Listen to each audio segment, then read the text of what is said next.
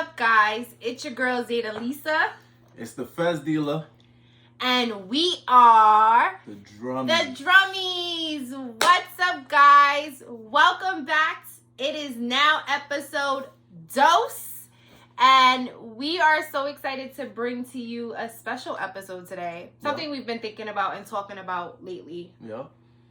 Sean, would you like to introduce it? We can talk about fashion, because I be trying to, get her wardrobe right. You know what I'm saying? Get my wardrobe right. Y'all hear this? No, I'm just playing. Yeah. I think we have been so influenced by hip hop culture. Yeah. Growing up in the inner city. Yeah. NYC always gonna be living in fashion everywhere, in the melting pot of everything, because we lived in Hell's Kitchen. Yeah. And so there was Harlem, there was Brooklyn, there was Queens, there was Bronx fashion. You know what's crazy in New York? It's like, you be like, nah, he from Brooklyn. That happens all the time. He from the Bronx, right? Always. So if a dude has on Tim's and Carhartt jacket and a beanie, where is he from? But that's like a Carhartt, Tim's, and a beanie could be any borough, really. But where most likely? Most likely, I would say, I don't know, honestly. I got a vibe right now. It could be any borough, honestly, because Nas was doing it, so it could go Queens.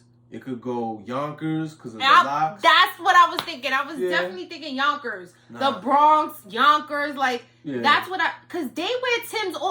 Jadakiss just had on Tim's for the fucking verses in the summer. Yeah, but Tim's is like a universal. I know. That's like New York. That's like all 5 boroughs. Okay, so let's go. Same thing with Carhartt, because that's like a hip hop thing. Hip hop made Carhartt cool. Yeah, absolutely. Carhartt owes a lot of rap dudes some money. You know what I mean? Cough that bread up. I agree. You know what I mean? Yeah. I agree. Oh, yeah. But going back to Brooklyn fashion, what made Brooklyn dudes different than Manhattan dudes in fashion?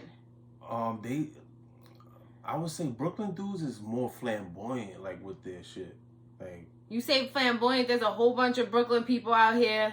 Nah, either way, you're gonna get your head cut off when you talking about shit like this. Yo, I'm from Brooklyn. Nah, we don't blah blah blah. I'm from the Bronx. You wildin'. But I know. You know what I think it is. I think that Brooklyn is so it's like Harlem, the same as Harlem, where very loud. Their fashion is very loud. It's loud. So it's not like they're not subtle. So if you see somebody from Brooklyn, they're not humbly coming into a room with something black. You know what I mean? So if you from Harlem, you're going to see somebody coming in some shit with a green shirt, some green sneakers, the green headband. You know what I mean? So I think that's what I correlate Brooklyn people. If you have Brooklyn fashion, you was definitely, your fashion was loud, it was forward. And it was trending because a lot of the low life dudes was from Brooklyn. A lot of the polo dudes, that's a Brooklyn shit.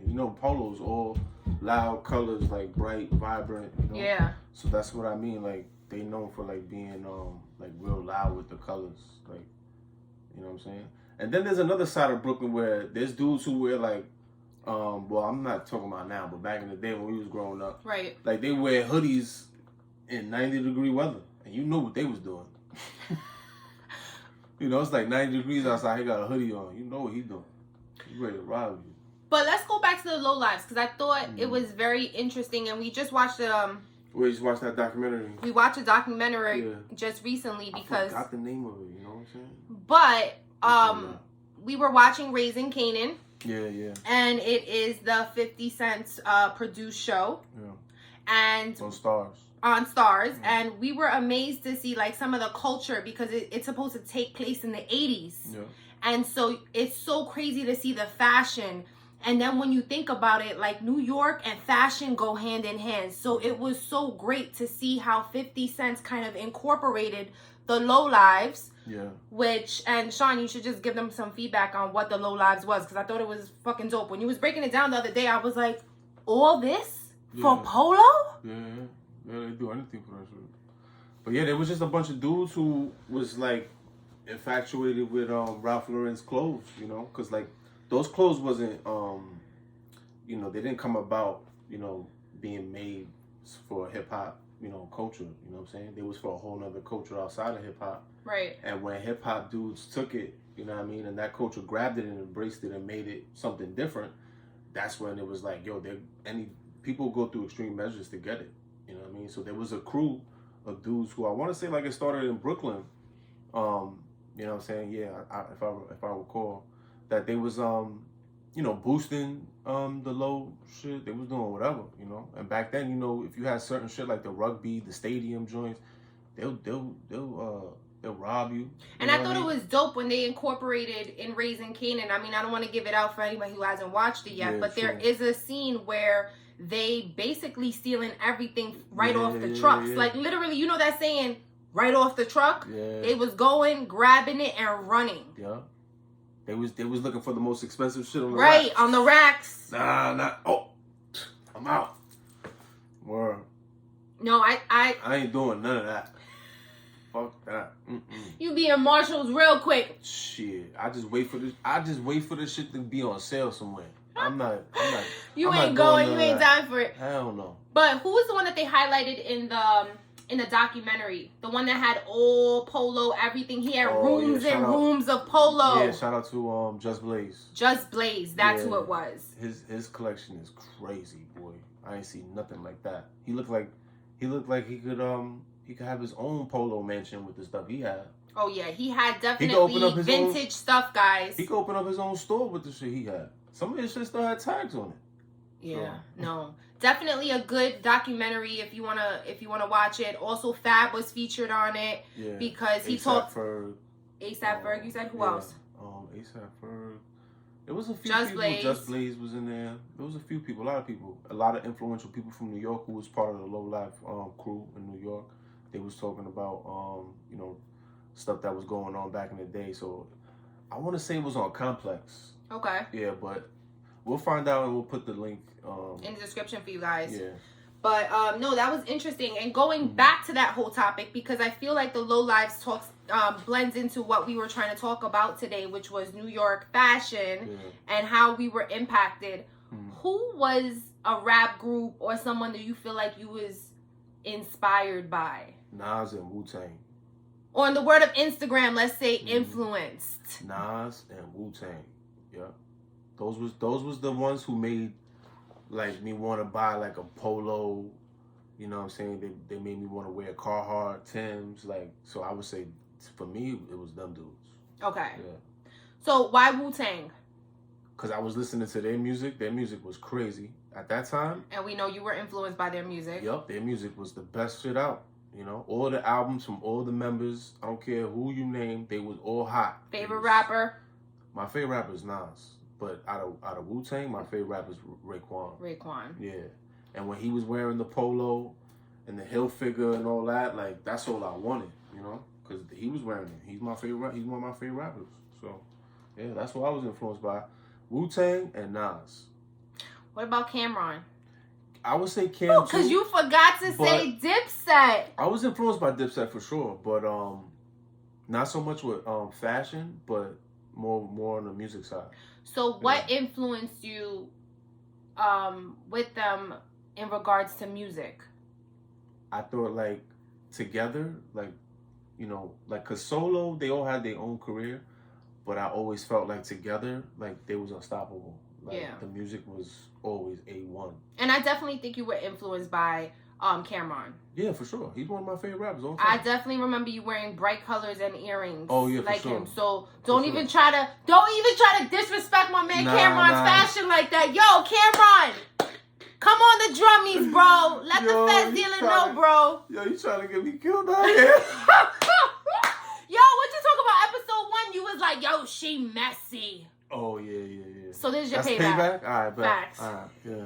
But yo, I was definitely influenced by Cam. I was wearing pink. I was wearing fuchsia. whatever you want to call it, salmon.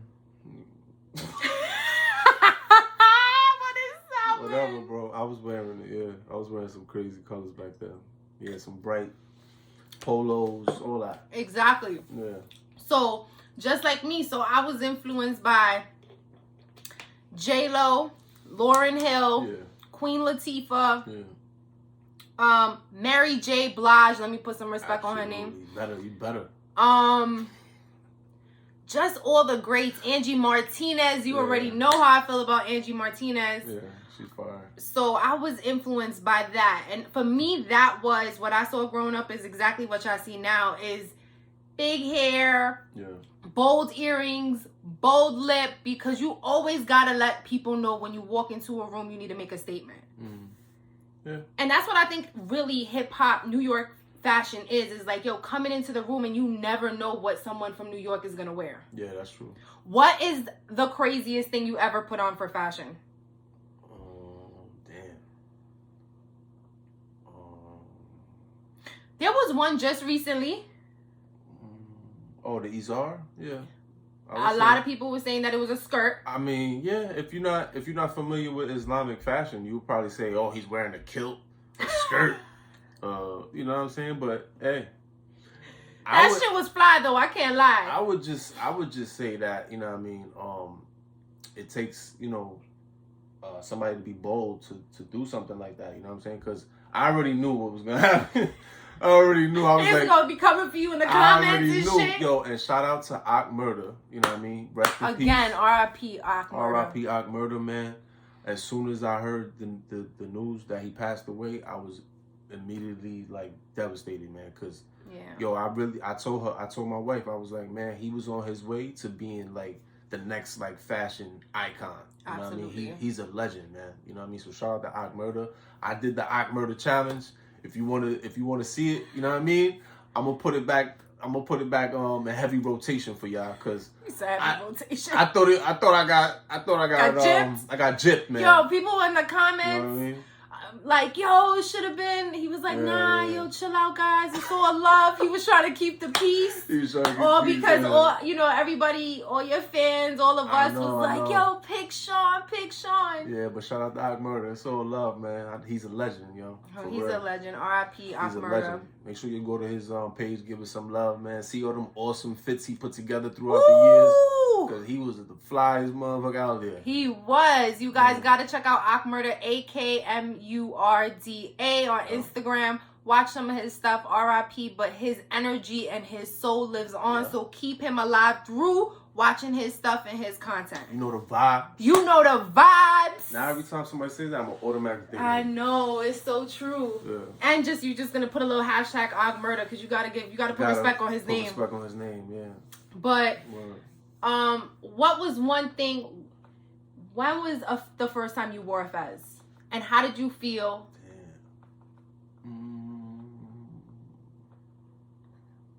Maybe like 2009. Wow. 2009, 2010. Riley was born 2009. Yeah, that's like the first time I like put one on, and like was brave enough to walk outside, like, you know what I'm saying, and be like, yeah, this is what it is. You know.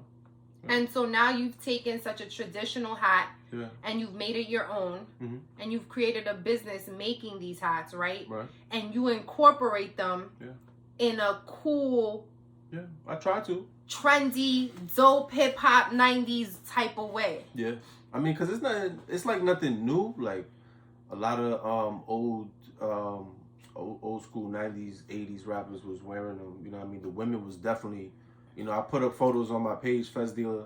You know what I'm saying? Salt and Pepper, Queen Latifah. All wearing fezzes. Yeah, shout out to Misha Hilton. You know what I'm saying? She was wearing one just recently that was fire. So, you know what I mean? It's been a... Don't she got to deal with MCM? Yeah, right? For sure. And she be wearing the MCM fezzes. Dope. Yep. So, I mean, they've been around, but I think, I want to, preserve that and keep it around. You know what I'm saying? Because it's not something that you could just go get like any other hat. So would you think that you were inspired by Dapper Dan? Oh, absolutely. He's a legend. You know what I'm saying? I strive to be on that level one day. You know what I'm saying? And that's why, you know, I keep putting in the work I'm doing now, and I keep, you know, I keep going because I want to get there.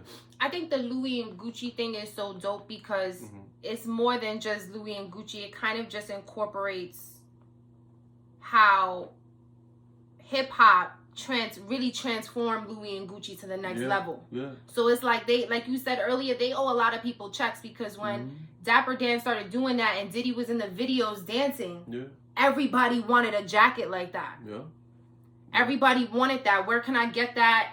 You know, and back in the day when there was really where the internet was just kind of beginning with stuff like that, it was like you going to Macy's where you finding something like that. And you had to have deep pockets too. Your pockets had to be right to even, you know, don't even think you about to go pull up on Dapper Dan with $50. Talking about, yo, let me get something custom. He gonna be like, what? Yeah, his shit, how much you think his shit was going for? Like the Diddy, like when, take this money. Ain't no way you can take this from me. Ain't shit funny. Shake it, money. I know he was swimming in money back then. Yo, that shit look like that's like $50,000, $60,000, $70,000 back then prices. Yeah, because think about it. He had to go to like Bloomingdale's or wherever he was going to get the big Louis bag, travel bag, cut it up, put it on the jackets. Because that's what Dapper Dan, if you guys are not familiar with Dapper Dan, so he used to take the print, kind of like how Sean does in his fezzes, and incorporate it into his own custom styles. So for instance, if you've seen Diddy back in the day dancing in the videos, he had stuff with Gucci on it, Louis on it, Fendi on it.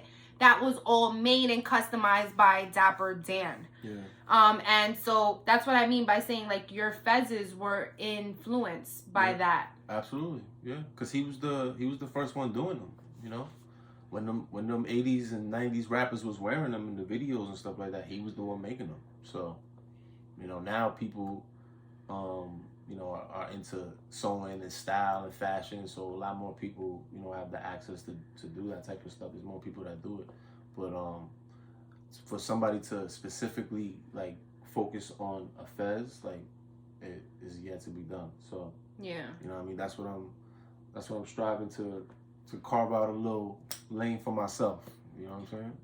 One more thing that I think that really influences New York fashion, or how we are maybe the number one folks in the game when it comes to that, is like sneaker fashion. Oh God. New York sneaker fashion. We can be here 4 or 5 hours talking about how growing up it was, and it's so funny to see now because we live in the suburbs, so our kids did not grow up in the inner city like how we grew up. Yeah. So fashion is a lot later out here. It comes a lot later from them. Yeah. Where for us it was like it was like in 4th grade, like, yo, so they got on the latest Jordans. Yeah. Yo, mom, you need them Jordans? Hell no. You ain't getting them shit. You crazy, boy? You better take me to the store and give me them Sauconys.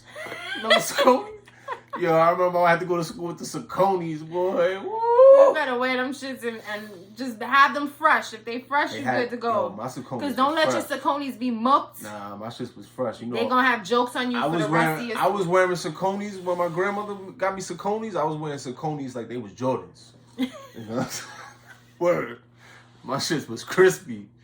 Those are the flyest Sauconys you ever seen. Word. Yo, I didn't really start getting into fashion until I got my own job. Yeah. Cause you know. Ooh, we were just talking about that today. Mm-hmm. And that's so funny because today my husband and I did something that we have. It's not that we never do, but it's not like something that we set out to do. Is go to the Goodwill store. Yeah. And look for clothes there that we felt were dope. And kind of make an outfit using those clothes. I was like, yo, we're going to do a challenge. We're going to go to the Goodwill, right? And we're going to see who pick out the flyest fit, you know?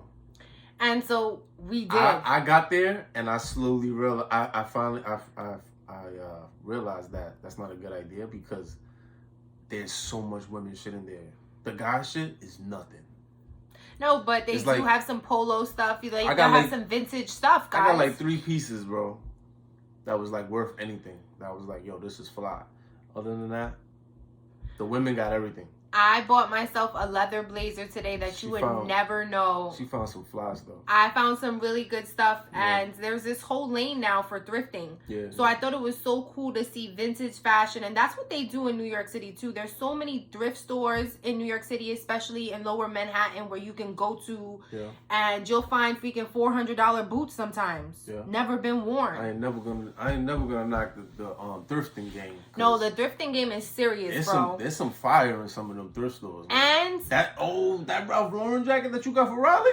Oh yes, I got Riley a Ralph Lauren jacket. $13. Guys, that shit has never been worn. It looks amazing. Yo, I almost passed out when I seen that. I was like, yep. And I saw it and I was like, I grabbed it up so quick because it's also like the hunting game in there. It had the velvet on the. It had the velvet here. Velvet collar. I got my girl polo for $13. Put some respect on my name. Fly. And Zoe's knocking on the door. Zoe, we are on a show. Mom, can you buy me some milk because I'm giving you $15. Okay, thank you. Put it over there. I'll get it later. Okay. The trials and tribulations of being a mom. Oh my She's God. giving me $15 to buy her milk. The bloopers. Yo. Sneaker fashion. Yeah, sneaker fashion is crazy in New York, and it always has been. And like I said, I didn't start getting into that until I got my own job. You know what I mean? And I got my first job at PAL. For those who don't know, that's Police Athletic League. You know, summer youth program. We used to call the money summer yummies. You know what I'm saying? You couldn't tell me nothing. Every 2 weeks, I'm getting $250. What? Man. And now those summer yummies is for the drummies, bro. So you could give me all of them summer yummies for the drummies. Your kids, bro. That was a good one. But seriously, I think like fashion is so different growing up in the city versus what it is in the suburbs. Of course, yeah. Because in the city, it's like, you know, first of all, the real difference is in the suburbs, everybody's driving everywhere. Yeah. So they don't give a fuck about they wear. That's why they're throwing slippers on to get in the car with a hoodie and some shorts. And that's me, and don't judge me too. I do that too. I'm driving. Fuck you. You know? I'm going to my destination, hop in the car, go back out. There's people in New York who do that just to go to the deli, you know? Get fly? Nah, like, you know, put on fucking slippers. Oh, yeah. You know, bathrobes. I don't know about bathrobes. That's next level. Niggas go to the deli in bathrobes, bro. What? In New York. Yeah. You going downstairs, you walking this. I'm telling you, in the Bronx, I've seen it. So, that was mad shade to the Bronx. Yo, nah, it's never no shade. I used to live in the Bronx. So yeah, no me shade. too. You know what I mean? Shout out to 175th. That's not even where we used to live. But 176 in Mount Hope. Yes, we did. Yeah, 176. Yeah, that's right. Damn. You don't know. Yeah, this has been a long time. But yeah, we did used to live in the Bronx though, so ain't no shade. But motherfuckers be walking out with slippers. Chancletas. All that. Remember the Chinese slippers? Yeah, the Chinese slippers, that was a wave. That was an era. Remember that with the socks? New York fashion be funny too. Yo, man. Remember when Fab was wearing the bandana was the bounty? Yeah. I remember that. And there was so many dudes going to the club with bounties on their head. Yeah. And then by the end of the night, it sweated off. What is that? New York fashion, bro. I remember when the Jansports was popping. Always. And you had to have the strings, bro. Yo, you didn't have the strings in your Jansport? I didn't have a Jansport. My mom will get me a freaking whatever sport. It wasn't going to be a Jansport, though. I remember the first time I asked my grandmother for a North Face book bag. What she gave you? She said, hell no. No. She was going to give me the Rockport. Whatever the knockoff Jansport was, because the Jansports it wasn't like expensive, but my grandmother was trying to look for the deal. I still remember my first pair of Jordans that I had to hustle my dad to get me. Yeah. They were $150 because of my big ass foot. Yeah. And then we went to get them right there on 50th Street in the Foot Locker. Oh yeah. And he was so mad buying them sneakers. He was like, I can't believe this. I can't believe that these sneakers cost $150. Oh my God, back then, now that was a lot of money. Now that we're older, and we're adults now, that was a lot of money for back then. No, I know. You think about it. $150 back then? Oh Oh my God, nah, that was a lot of money. He so he bought me those sneakers. I still remember. It was the red and black Jordan 12s. The plaid leather shoe? Yep. Yeah. No, they were like red and black. Red? I got you. Yeah. Yo, I wore them sneakers with every damn outfit. I could be having yellow on. That's before you thought that only sneakers involved fashion. And then as you grow, what we were talking about earlier, is that I feel like fashion gets better as you get older. Yeah, it does. It does. Because I feel like you become more confident. Yeah. And you start knowing like what it is that you really like. You know what I'm saying? Right. Because you don't wore certain things and you like, I ain't get good feedback from that, so maybe ain't gonna do that again. You know what I'm saying? Right? It's so true. So yeah, that's what happens. You grow up and certain things is like, nah, I'm never doing that again. And then I think, as you get older, you potentially start to know what your fashion is, because you may not even know what your fashion style is. That's how I feel like I was for the longest time. I thought I had to fit like this image of like, yo, wear a heel every day. Yeah. If you wore sneakers, or you like certain type of flashy sneakers, that was ghetto. Yeah. So like there was like this, but then you still wanted to look sophisticated. So it's like I feel like I wear many hats. Like for my work gear, like I'm very like polo shirt, pants, shoes, heels, and then for like home fashion, I'm very like crop top. Yeah. Chill. Yeah. And then for the gram, I get whatever I'm feeling that day. Boy, I feel you. That's how I am. I'm a whatever I'm feeling. And some days you'll feel a fez. Yeah, some days I feel the fez. Some days I feel the polo. Some days I feel the fitted. Some days I feel the fedora.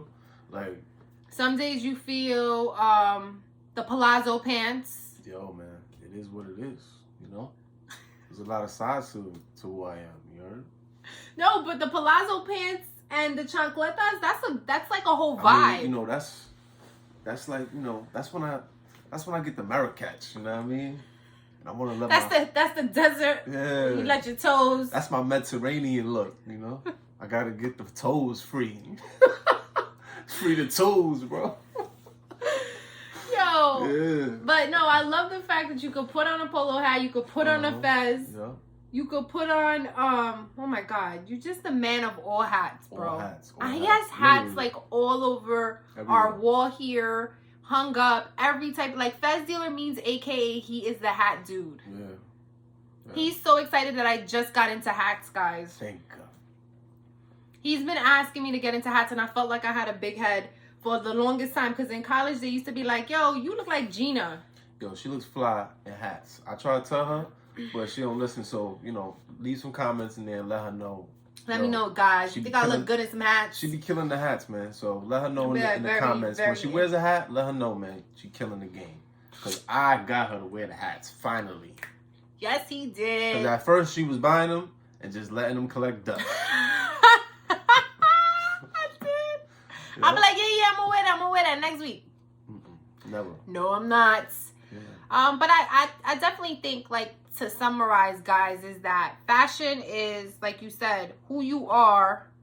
As I was little, I felt like I had to follow trends. Now, I don't follow trends. I do what I feel like is most comfortable at that time, what I'm feeling in the day. I'm very driven on my mood when it comes to fashion. Like today, I'm feeling cute and comfy. That's what you're going to get. Some days I may feel like, and I think a lot of time with fashion, people think that they need to live up to other people's expectations of fashion. So basically, if you a stay-at-home mom and you're not going to work every day in the city or to a job that's corporate, you may feel comfortable wearing this type of stuff all the time. And there's nothing wrong with that. And you shouldn't feel like you got to wear heels to feel sexy. I know I felt like that all the time, because for me, my height was always like a big thing.